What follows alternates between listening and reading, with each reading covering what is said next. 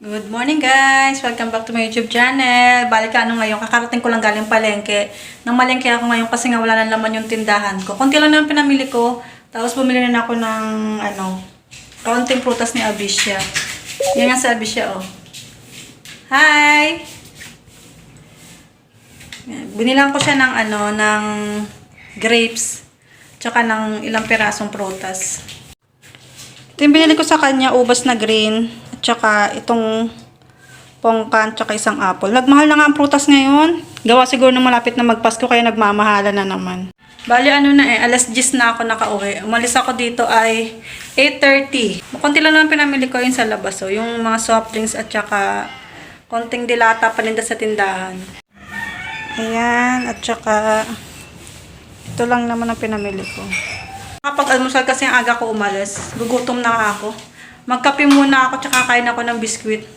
Tanghali na rin kasi. Ang daming tao kayo sa palengke. Buti nga hindi na sumama si Abisha. Gusto pa nga sumama. Hindi ko na isinama kasi nga ang daming tao, tsaka ang hirap sumakay. Punuan yung mga jeep. Bumili rin ako ng kanina sa palengke. But ito, bangus, ayan oh. 3 piraso, halagang 160. Papaksiwin ko kasi wala kaming ulam ni Abisha. At tsaka ito, luya. Ito, siling haba. 10 piso, isang balot. Bawang, kasi wala na akong mga bawang at sibuyas dito sa bahay. 2 pirasong bawang, ayan o.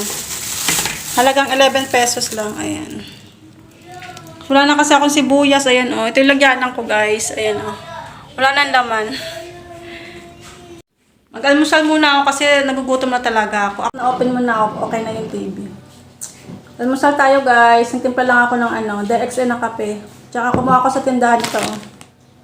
Gutom na kasi ako. Pag-alis ko kasi ang kinain ko lang ay hindi pala ako kumain, ininom ko lang pala ay kape lang ininom ko kanina.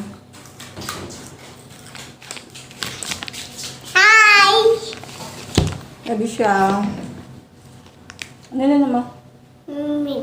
Nagpatimpla siya sa akin ng gatas. Gugutom na rin siguro.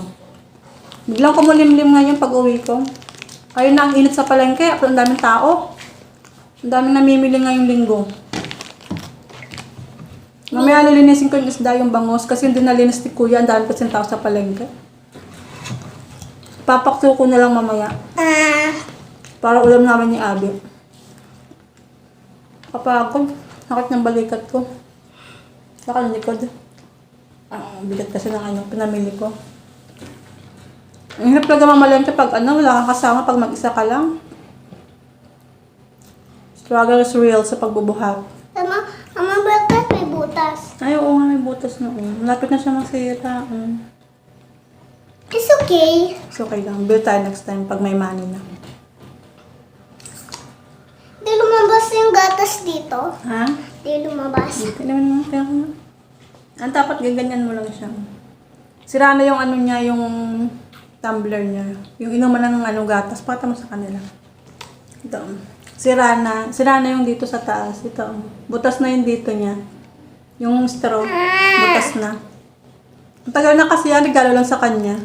Ngayon sira na.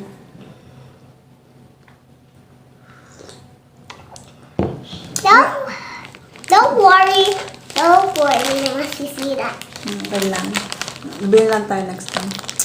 So, ayun guys. Update ko na lang ulit kayo mamaya. Malalobot yung cellphone na gamit ko. Hindi kasi ito naka-charge eh. Ano na lang siya? 15% na lang. So, mamaya na lang ulit. 15%. Bye-bye!